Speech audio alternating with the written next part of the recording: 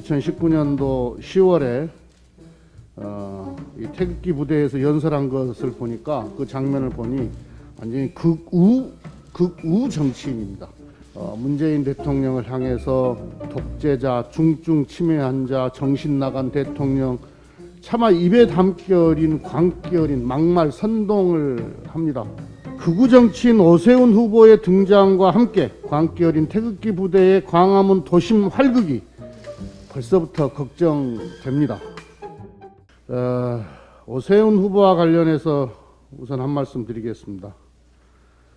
이분 보니까 마치 중도 이미지를 갖고 계신 분처럼 그렇게 알려져 있는데 2019년도 10월에 이 태극기 부대에서 연설한 것을 보니까 그 장면을 보니 완전히 극우 정치인입니다.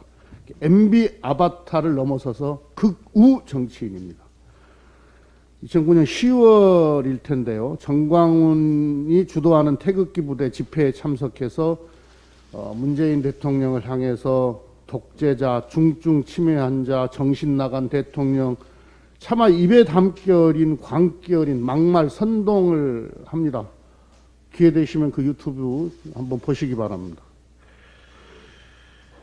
아이들 무상급식, 아이들 밥그릇을 걷어차고 중도 사퇴한 오세훈 후보가 10년 동안 반성했다고 하는데 무엇을 반성했는지 모르겠습니다. 태극기 품에 안겨서 증오와 적개심으로 아주 무장을 해서 극우 정치인으로 전락한 모습을 볼 수가 있습니다. 합리적 보수 이미지는 위장일 뿐입니다. 국민을 현혹하기 위한 위장일 뿐이고 실제 오세훈 후보의 정체는 촛불 정신을 부정하고 이명박 박근혜 구출하기에 혈안이 된 태극기 부대와 손잡은 극우 정치일 뿐인 것입니다. 극우 집단인 태극기 부대에 앞장선 오세훈 후보의 시장 출마는 그 자체로 서울 시민을 모독하는 행동이고 촛불 정신에 대한 정면 도전입니다. 극우 정치인 오세훈 후보의 등장과 함께 광기 어린 태극기 부대의 광화문 도심 활극이 벌써부터 걱정됩니다. 이명박 박근혜 국정농단 세력의 준동을 막기 위한 깨어있는 시민의 행동이 절실할 때입니다. 대통령에 대한 인신 모독을 선동하는 사람이 서울시장이 되어서는 결코 안 된다, 이런 말씀을 드립니다. 이번 재보궐선거에서 선출되는 서울시장은 임기가 1년입니다. 이 1년 동안 코로나 위기 속에서 국민의 삶을 지켜야 할 막중한 책무가 주어집니다. 그런데 어저께 오세훈 후보 기자회견에서도 봤습니다마는 정권 심판에 앞장서겠다, 이렇게 이야기를 합니다. 즉 코로나 위기와 경기 침체로 어려움을 겪고 있는 서울 시민의 삶을 챙기는 것은 나중이고 오로지 문재인 대통령 또 중앙정부하고 싸울 생각만 하고 있고 또 그 일에 혈안이 되어 있습니다. 아마 이런 분이 서울시장이 된다면 대선까지 남은 임기 1년 동안 중앙정부와 정쟁만 벌이고 시정은 남의 일처럼 여길 것이 불을 보듯 뻔합니다.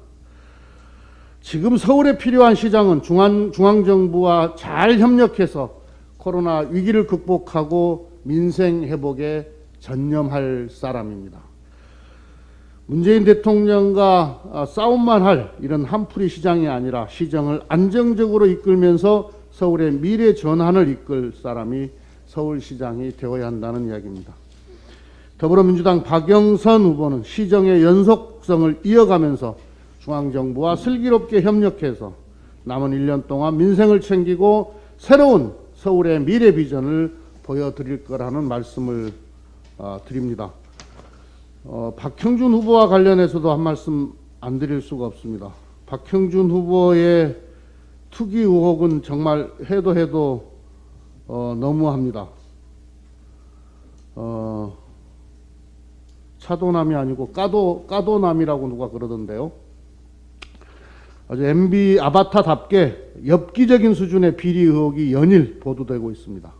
자고 나면 의혹이 생기는 후보가 어떻게 제1야당의 후보로서 부산시장에 출마했는지 의아합니다.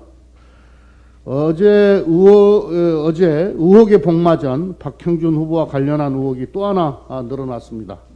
언론 보도에 따르면 박형준 후보의 아내가 부인이 건물을 지어놓고도 4년째 등기도 안 하고 있는데 그 건물에 누군가는 사용하고 있다는 의혹이 언론에 보도가 되었습니다.